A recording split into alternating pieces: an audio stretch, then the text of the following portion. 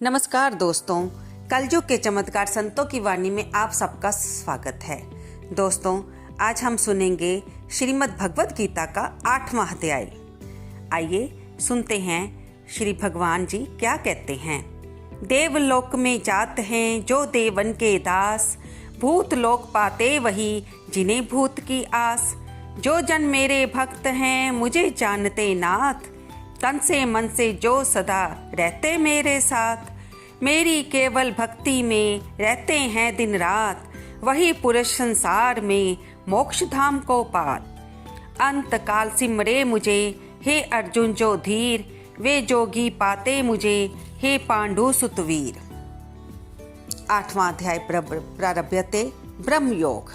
श्री अर्जुन ने कहा, हे पुरुषोत्तम, ब्रह्म क्या है, अध्यात्म किसको कहते हैं, अधिभूत क्या है और अधिदेव क्या कहलाता है। हे मधुसूदन, अधि यज्ञ क्या है और इस देह में अधिदेह कौन सा है। मरने के विषय में स्थिर चित्त वाले लोग तुमको कैसे जान जाते हैं। श्री कृष्ण भगवान बोले, जो अक्षर अविनाशी और परम श्रेष्ठ है वही ब्रह्म है। प्रत्येक वस्तु का स्वभाव आध्यात्मिक कहलाता है और समस्त चराचर की उत्पत्ति करने वाला जो विसर्ग है वह कर्म है। जो देह आदि नाशवान वस्तु है वह अधिभूत कहा जाता है। विश्व रूप जो विराट स्वरूप है वह पुरुष अधिदेह है। और ए पुरुष श्रेष्ठ, इस देह में मैं ही अधियज्ञ हूँ। अंत काल में जो मेरा ध्यान करता हुआ शरीर त्याग करता है वैसे निसंदेह मेरे स्वरूप को प्राप्त होता है।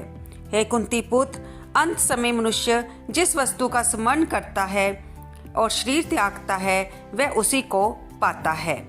इस कारण तुम सदैव मुझ में ही मन को लगाकर मेरा ही सिमरन करते हुए संग्राम करो। तुम निस्संदेह हे पार्थ, अभ्यास रूप योग से युक्त हो दूसरी ओर ना जाने वाले मन से सदा चिंतन करता हुआ पुरुष परम आदि दिव्य पद को ही प्राप्त होता है। अतएव जो अंत समय में मन को एकाग्र कर भक्ति पूर्वक योगाभ्यास के बल से दोनों भुवों के मध्य भाग में प्राण को चढ़ाकर सर्वज्ञ अनादि संपूर्ण जगत के नियंता, सूक्ष्म से भी सूक्ष्मतर, सबके पोषक, अचिंत्य स्वरूप सूरज के समान प्रकाशवान, तमोगुण से रहित परम पुरुष का ध्यान करता है वह उसको मिलता है। वेद के जानने वाले जिसको अक्षर कहते हैं, वीतरागी होकर सन्यासी जिसमें प्रवेश करते हैं, तथा जिसको चाहने वाले ब्रह्मचर्य का आचरण करते हैं, उस परम पद को तुमसे संक्षेप में कहता हूँ। जो सब इंद्रिय द्वारों को रोककर मन को हृदय में धारण कर प्राण को मस्तिष्क में ले जाकर समाधि योग से स्थिति ओम इस अक्षर का उच्चारण करता हुआ देह को त्यागता है, उसे मोक्ष रूप उत्तम गति प्राप्त होती है। हे पार्थ, जो मुझ में ही मन लगाकर नित्य प्रति मेरा स्मरण करते हैं, उन सदैव स्मरण करने वाले योगियों को मैं बहुत सुलभ रीति से प्राप्त होता हूँ। मुझको प्राप्त होने वाले परम सिद्धि को प्राप्त करने वाले महात्मा गण फिर ये जन्म धारण नहीं करते, जे नाशवान और दुख का घर है। हे अर्जुन, ब्रह्मलोक पर्यंत जितने लोक हैं वहाँ से लौटना पड़ता है, परंतु मुझ में मिलने से फिर जन्म नहीं होता।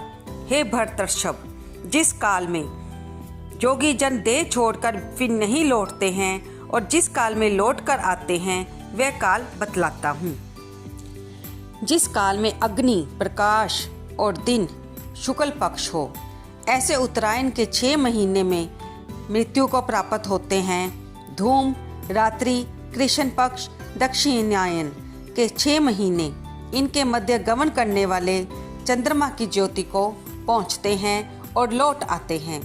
संसार को नित्य चलाने वाली शुक्ल और कृष्ण नाम की 2 गतियां हैं। एक से जाने पर लौटना पड़ता है और दूसरी पर फिर लौटना नहीं होता।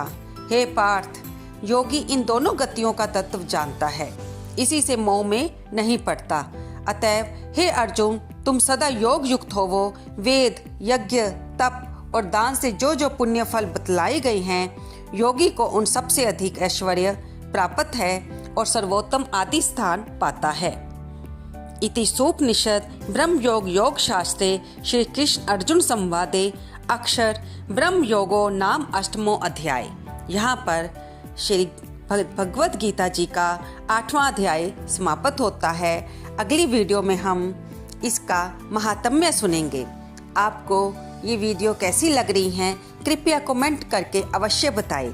नहीं तो कमेंट बॉक्स में भगवान के स्वरूप का नाम जो आपको अच्छा लगता है वो बताइए। हमें बहुत खुशी होगी आपके कमेंट पढ़कर। धन्यवाद दोस्तों।